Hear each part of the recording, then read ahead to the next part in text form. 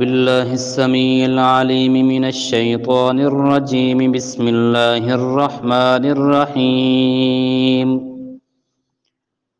وَإِذْ أَخَذْنَا اور یاد کرو جب ہم نے لیا میثاق بنی اسرائیل بنی اسرائیل سے پختہ وعدہ لا تعبدون الا اللہ کہ تم نہ عبادت کرو مگر اللہ ہی کی وبالوالدین احسانا اور والدین کے ساتھ نیک سلوک کرو وذی القربى اور قریبی رشتہ داروں سے والیتامى اور یتیموں سے والمساکین اور مسکینوں سے وقولوا للناس حسنا اور لوگوں سے کہو اچھی بات واقیموا الصلاۃ اور نماز قائم کرو وآتوا الزکاۃ اور زکوٰۃ دو ثم تولیتم پھر تم پھر گئے الا قلیلا منکم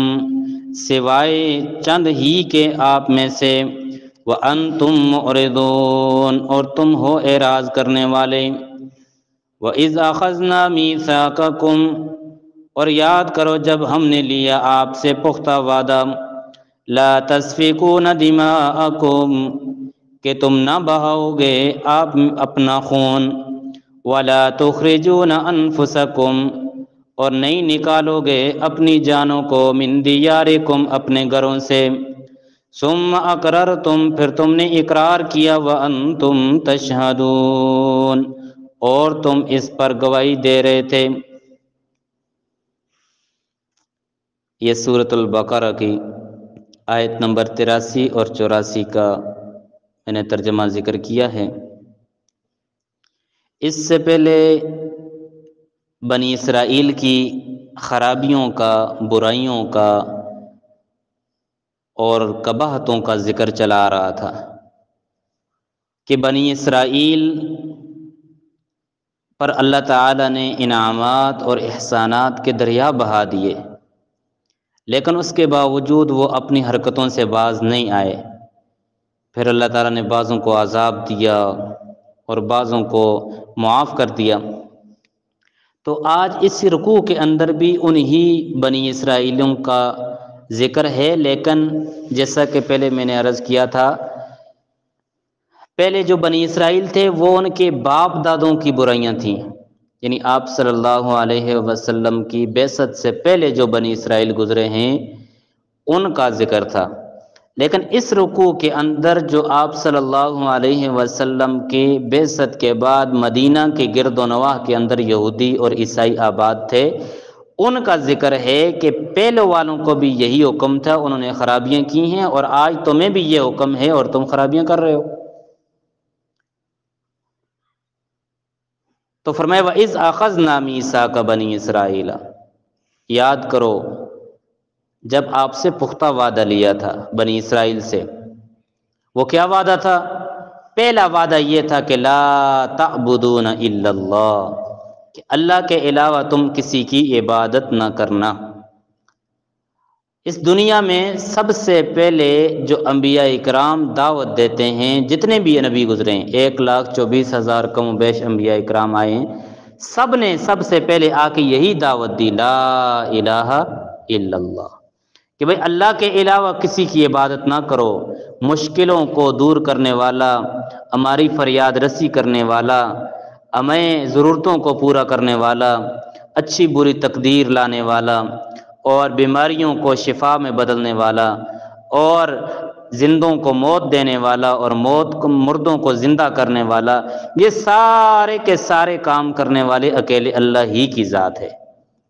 یہ تمام انبیاء اکرام کا مشن رہا ہے، اور سب سے اللہ تعالیٰ نے یہی اقرار لیا تھا کہ لا تعبدون الا اللہ، کہ تم اللہ کے علاوہ کسی کی عبادت نہ کرنا۔ اب یہاں پہ میں یہ عرض کر دوں، بار بار ذکر آئے گا قرآن مجید کے اندر، بار بار، کچھ گزر بھی گیا ہے، کچھ آگے بھی آئے گا، لا تعبدون الا اللہ، کہ تم اللہ کے علاوہ کسی کی عبادت نہ کرنا۔ کیا مطلب ہے عبادت کا؟ عبادت تو ہم یہی سمجھتے ہیں، نماز پڑھنا، روزے رکھنا، زکوٰۃ دینا، حج کرنا، یہی عبادت کہلائی جاتی ہے ہمارے معاشرے میں۔ لیکن یاد رکھو عبادت تو ہے ہی ہے یہ، لیکن عبادت کا اصل جو مفہوم ہے وہ بہت وسیع ہے۔ عبادت کے اندر دعا بھی شامل ہے، عبادت کے اندر سجدہ بھی شامل ہے، عبادت کے اندر مالی قربانی بھی شامل ہے، عبادت کے اندر جانی یعنی اپنی بدن کو استعمال کرنا بھی ہے، زبانی عبادت بھی ہے، مال کی عبادت بھی ہے، یہ ساری کی ساری اللہ ہی کے لیے خاص ہوں گی۔ اب مثال کے طور پر ایک بندہ زبان سے اپنی تعریفیں کر رہا ہے، تو جو تعریفیں اللہ کے لیے خاص ہیں وہ کسی نبی کے لیے، ولی کے لیے، فرشتے کے لیے، جن کے لیے، درخت کے لیے، زندے مردے کے لیے، کسی کے لیے بھی کرے گا، اب وہ عبادت کے اندر غیروں کو شامل کر رہا ہے۔ اب وہ کسی بدن کے، دیکھو یہ رکوع کرنا یہ عبادت ہے، تو یہ اللہ کے لیے خاص ہے، اللہ کے علاوہ کسی کے آگے جھکنا نہیں ہے۔ بلکہ فقہائے کرام فرماتے ہیں آپ اگر کسی کے ساتھ سلام بھی کر رہے ہو ایسے، تو سلام کرنے کے اندر آپ کسی کو جھک کے سلام نہ کیا کرو۔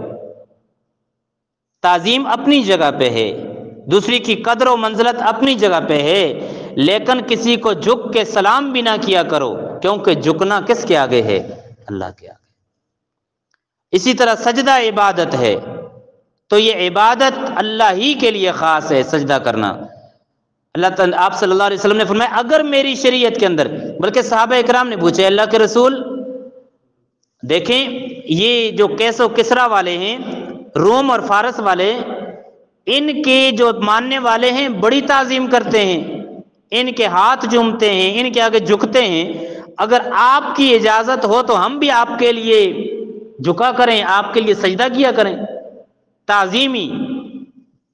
تو آپ صلی اللہ علیہ وسلم نے فرمایا اے میرے صحابہ اگر میری شریعت کے اندر سجدہ جائز ہوتا تو میں بیوی کو حکم دیتا کہ اپنے خاوند کو سجدہ کرے، یہ اس لائق تھا، لیکن میری شریعت کے اندر سجدہ یہ جو تعظیمی ہے یہ سجدہ عبادت ہے، کوئی بھی سجدہ ہے یہ میری شریعت کے اندر اللہ کے علاوہ کسی کے آگے جائز نہیں ہے۔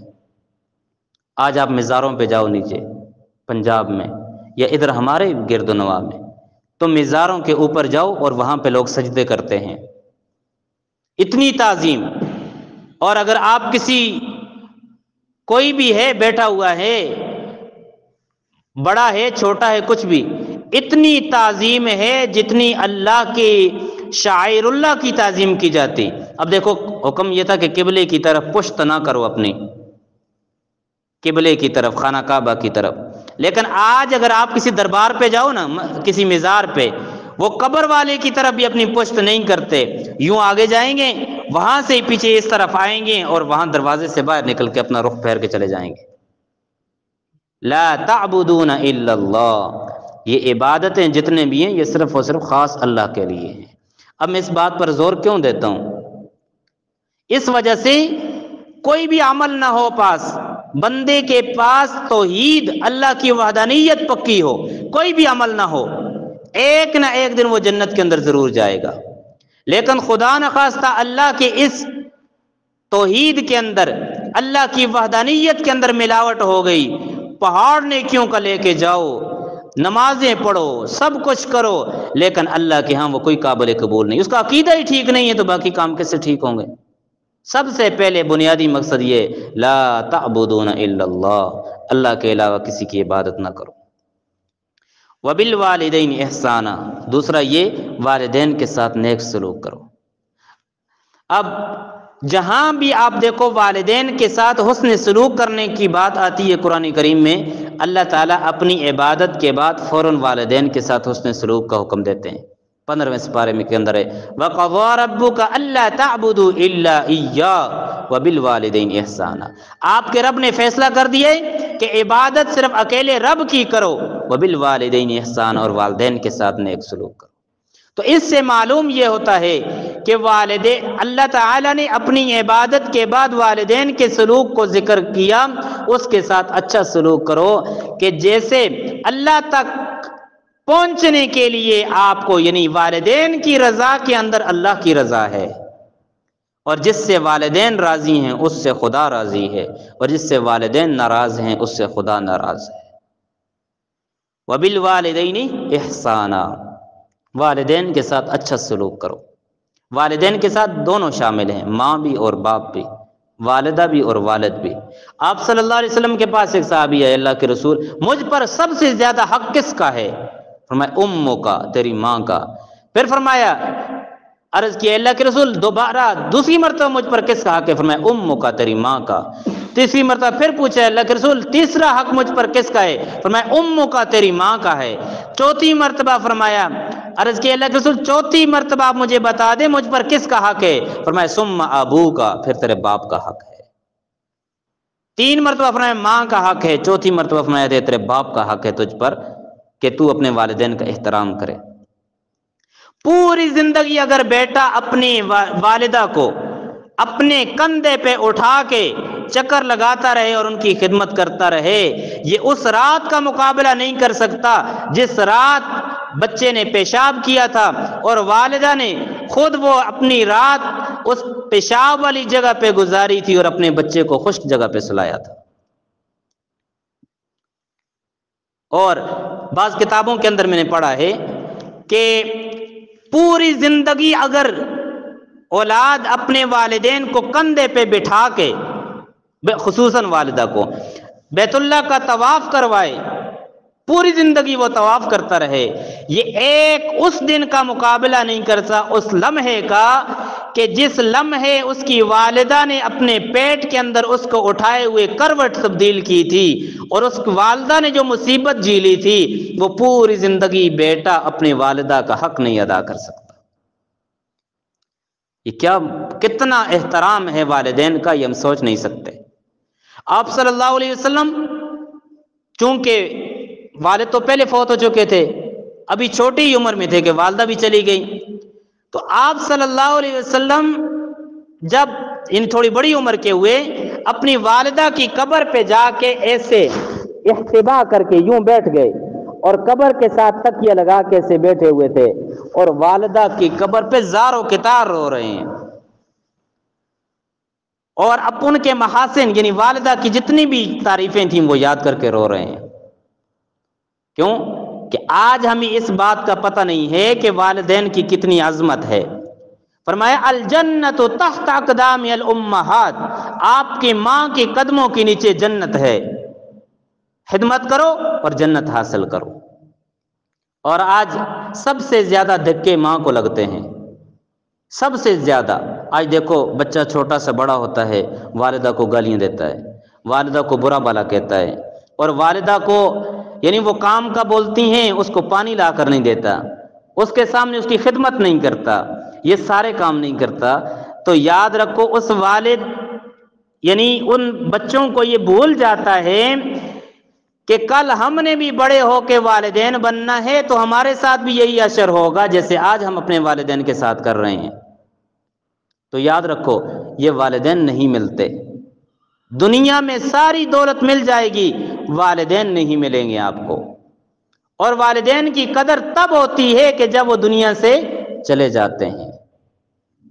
پھر انسان یعنی اپنے والدین کا نام سنتے ہی ترس جاتا ہے، اور جب گھر واپس آتا ہے اگر والدہ موجود نہ ہو، والد موجود نہ ہو، پھر انسان کو پتہ چلتا ہے کہ گھر کے بوئے کس قدر مجھ پر بند ہیں۔ اگر گھر کے دروازے کھلے بھی ہوں اور گھر میں والدین نہ ہوں تو وہ گھر انسان کو ایسے یعنی ایک بیرونقا سا لگتا ہے کہ یوں لگتا ہے جیسے گھر مجھے یوں کہہ رہا ہے کہ گھر کے اندر داخل ہی نہ ہو آپ۔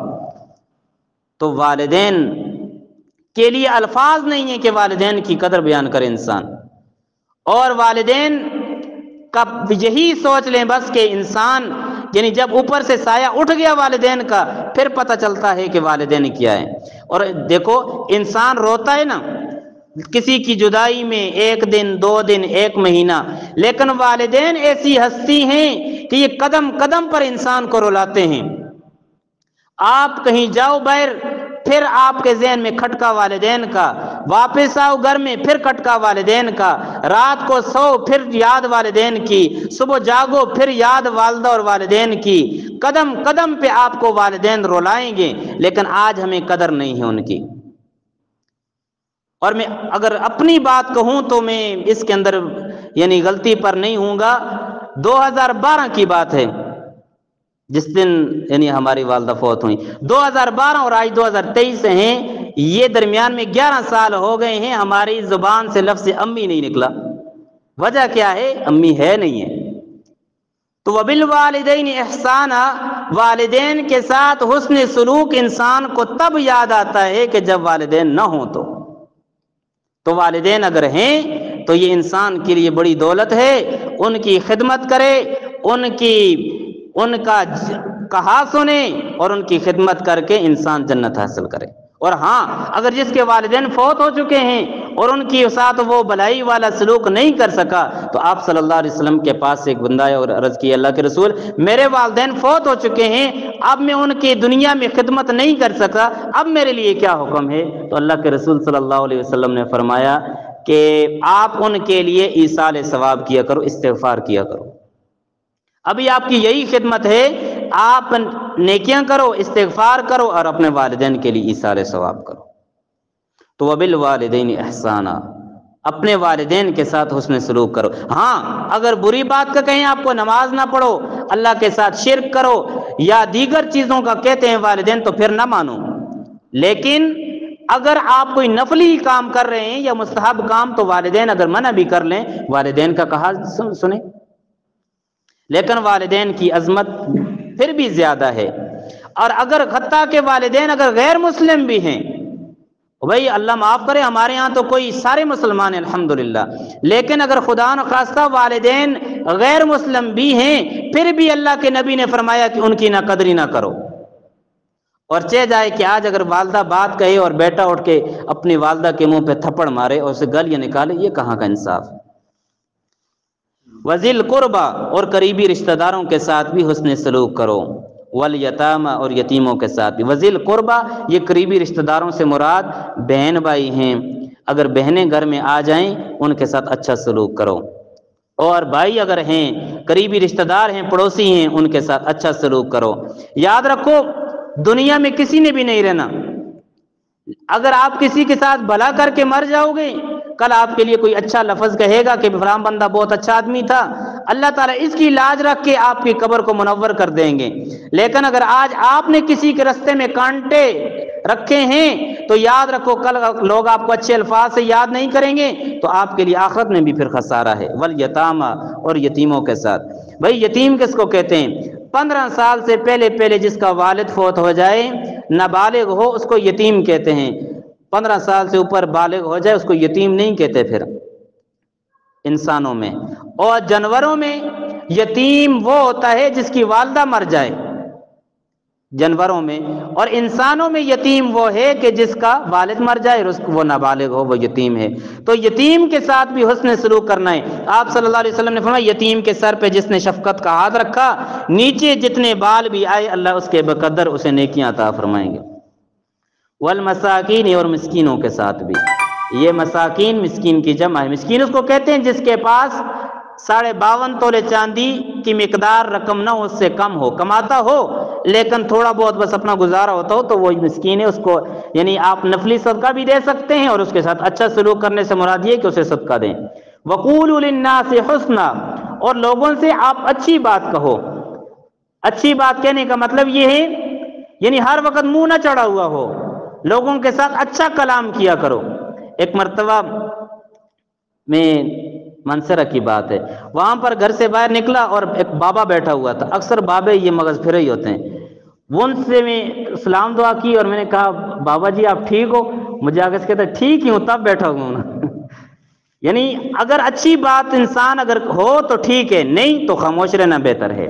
وَأَقِيمُوا الصَّلَاةَ وَآتُوا الزَّكَاةَ، نماز قائم کرو اور زکوٰۃ دو۔ یہ یعنی بنی اسرائیل سے بھی وعدہ کیا تھا اور ہمیں بھی اس کی تلقین کی جا رہی ہے، نیک اعمال بھی کرو، نماز قائم کرو اور زکوٰۃ دو۔ نماز 5 وقت کی فرض ہے، 1-2 وقت کی نہیں فرض ہے، 5 وقت نماز قائم کرو، اور بنی اسرائیل پر صرف 2 نمازیں فرض تھیں۔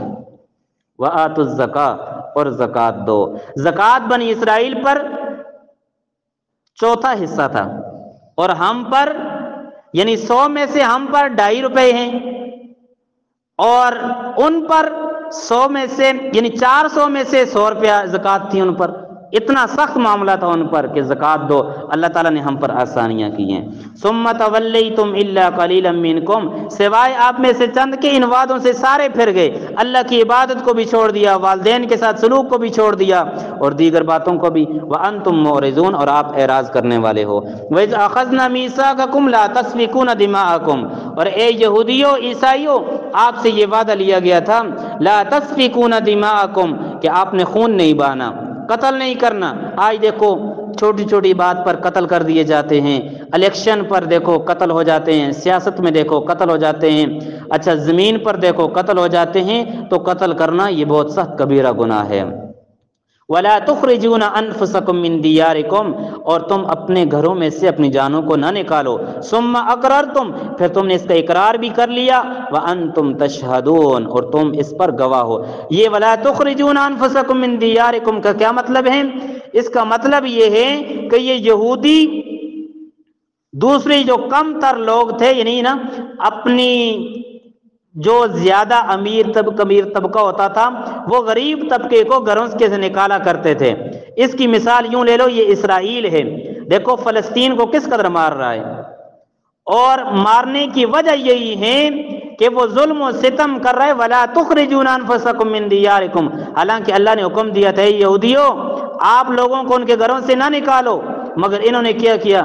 فلسطین کے گھروں پر قبضہ کر لیا، لوگوں کو اپنا ملازم بنا دیا، نوکر بنا دیا اور خود قبضہ کر لیا۔ آج اسی وجہ سے ان کی آپس میں لڑائی ہے، وہ فلسطین پر ظلم کر رہے ہیں اور فلسطین نے اٹھ کر ان پر حملہ کیا ہے۔ جن بات کا پتہ نہیں ہوتا لوگ اس کے اندر بھی انگلیاں مارتے ہیں۔ پچھلے دنوں یہاں پر کوئی کہہ رہا تھا فلسطین نے، حماس نے اسرائیل پر کیوں حملہ کیا ہے؟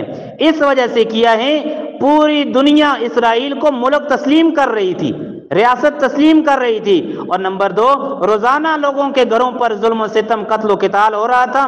حماس نے اٹھ کر ان پر حملہ کیا، پوری دنیا کو بتا دیا کہ بھائی یہ تو ظالم ہے، آپ اس کو ملک تسلیم کر رہے ہو۔ اس وجہ سے انہوں نے حملہ کیا اور آج ان پر یہ مظالم ڈائے جا رہے ہیں۔ ثم اقررتم، تم نے اس کا اقرار بھی کر لیا، وانتم تشہدون، اور تم اس پر گواہی بھی دے رہے تھے۔ اللہ تبارک و تعالی ہم سب کو قرآنی احکامات پر عمل کی توفیق نصیب فرمائے۔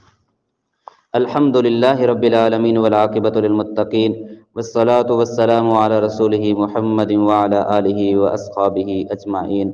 اللہم وفقنا لما تحب وترضى من القول والفعل والعمل والهدي انك على كل شيء قدير۔ اللہم ارنا الحق حقا وارزقنا اتباعه، اللہم ارنا الباطل باطلا وارزقنا اجتنابه۔ جزا اللہ عنا محمدا صلی اللہ علیہ وسلم ما هو اہلہ، وصلی اللہ تعالی علی خیر خلقہ سیدنا محمد وعلی آلہ واصحابہ اجمعین۔